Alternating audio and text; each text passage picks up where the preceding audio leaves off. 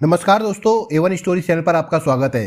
दोस्तों, कहानियों की इस श्रृंखला में अब मैं आपको सत्य घटनाओं पर आधारित क्राइम की कहानियां सुनाऊंगा। तो दोस्तों, शुरू करते हैं आज की क्राइम की कहानी को, जो है कानपुर उत्तर प्रदेश से। सुबह के करीब 4 बजे का समय था।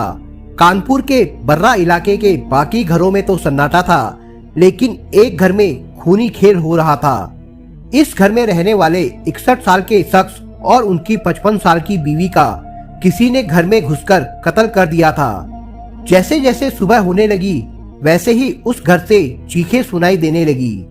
देखते ही देखते खबर मोहल्ले वालों तक पहुंची और अगले ही कुछ पलों में पुलिस भी वहां आ गई।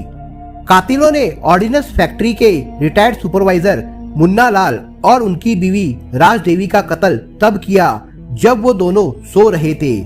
सुबह के समय हुए इस कत्ल ने कई सवाल खड़े कर दिए थे कि आखिर ये कत्ल क्यों हुआ और एक बुजुर्ग दंपति की जान क्यों ली गई, या फिर कातिल घर के अंदर कैसे आए। ऐसे ही तमाम सवाल उठ रहे थे, मगर उनके जवाब फिलहाल नहीं थे।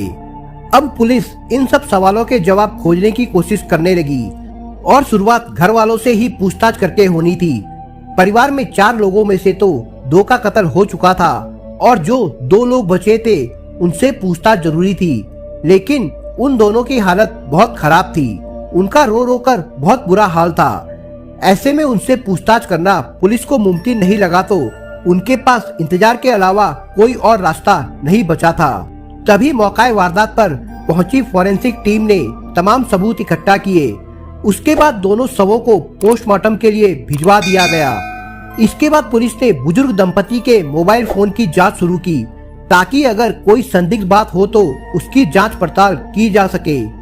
जब बेटे से पूछताछ की गई, तब उसने बताया कि रात के समय किसी ने उसके माँ बाप की गला काटकर हत्या कर दी है और उसे कुछ भी पता नहीं चला, क्योंकि वो फर्स्ट फ्लोर पर बने अपने कमरे में सो रहा था, जबकि उसके मम्मी पापा और उसकी बहन नीचे सो रही थी।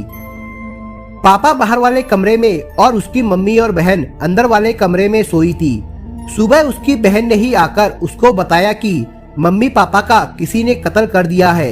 इसके अलावा उसने बताया कि पिछली रात को उसे चक्कर भी आ रहे थे और उसे शक है कि किसी ने उसके खाने में कुछ मिला दिया था। मगर हैरानी की बात यह है कि घर में बाहर से कोई भी आया नहीं था।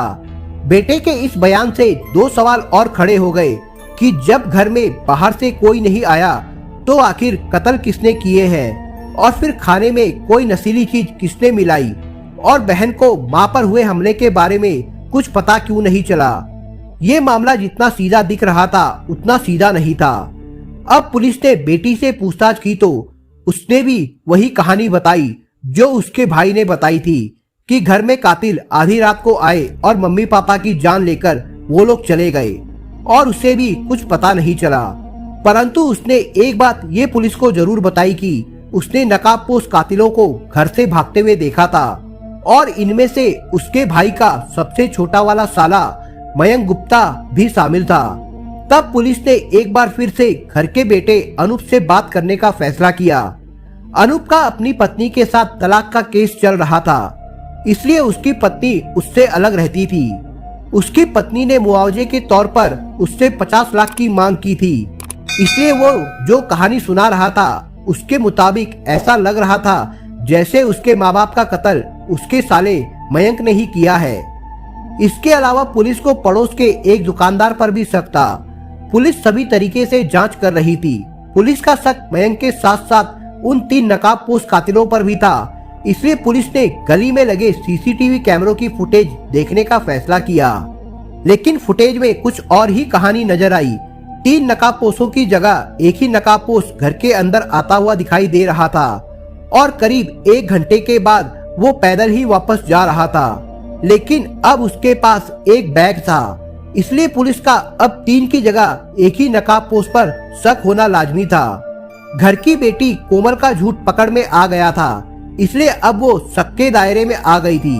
जब पुलिस ने उससे पूछताछ की तो वो कई सवालों के जवाब नहीं दे पा रही थी, खासकर घर का दरवाजा खुला होने की बात और कातिलों को देखने के बाद भी चुप रहने की बात।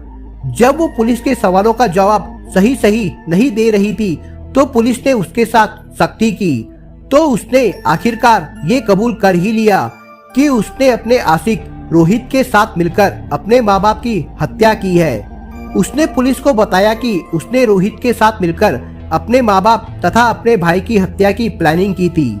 इसी इरादे के तहत उसने बीती रात को अपने माँ बाप और भाई के जूस में जहर मिलाकर उन्हें दिया था, लेकिन भाई ने वो जूस पूरा नहीं पिया, जिसके कारण वो जिंदा बच गया था, जबकि उसके माँ बाप जूस पीकर सो गए थे। कत्ल के दौरान ही उसने ऊपर जाकर अपने भाई को जगाने की कोशिश भी की थी, ताकि अपनी प्रेमी के हाथों वो उसको भी मौत की नींद सुला सके, लेकिन गहरी नींद में सो रहे अनूप ने दरवाजा नहीं खोला और तब रोहित उसके माँ बाप की जान लेकर वहाँ से फरार हो गया। उसके बाद कोमल ने अपने प्लान के मुताबिक माँ बाप के कत्ल का ड्रामा शुरू कर दिया था। पुलिस की पूछताछ में कोमल ने अपने माँ बाप की जान लेने की बात तो कबूल कर ली थी, लेकिन उसने ऐसा क्यों किया ये अभी भी एक बहुत बड़ा सवाल था। और उसने कत्ल की पूरी साजिश कैसे रची और वो क्यों अपने भाई की भी जान लेना चाहती थी। इस बात को जब पुलिस ने उससे पूछा तो जो कहानी निकलकर सामने आई वो कुछ इस प्रकार से थी।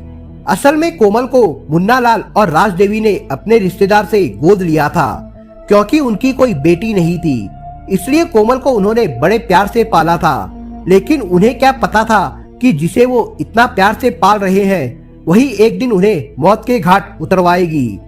कोमल उसी मोहल्ले में रहने वाले एक लड़के रोहित से प्यार करती थी, लेकिन उसके माँ बाप इस रिश्ते से राजी नहीं थे, जिस कारण से कोमल अपने माँ बाप से नाराज थी। दूसरी तरफ अनूप का अपनी बीवी और ससुराल वालों से विवाद चल रहा था। अनूप के ससुराल वाले 50 लाख रुपए मांग रहे थे और ऐसे में मुन्ना लाल अपने मकान को बेचने के बारे में भी सोच विचार कर रहे थे, जिससे कोमल को लगने लगा कि अगर उसके पिताजी ने प्रॉपर्टी बेच दी तो उसको कुछ नहीं मिलेगा। इसलिए उसने प्रॉपर्टी और प्रेमी को पाने की चाहत में अपने माता पिता को मरवा डालने की साजिश रच डाली।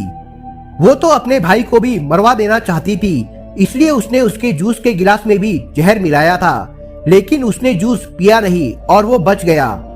और उसके दूसरी कोशिश करने पर भी उसने दरवाजा पहली बार में नहीं खोला, जिसकी वजह से उसकी जान बच गई। कोमल ने ये जहर अपने आशिक रोहित के भाई से मुंबई से मंगवाया था।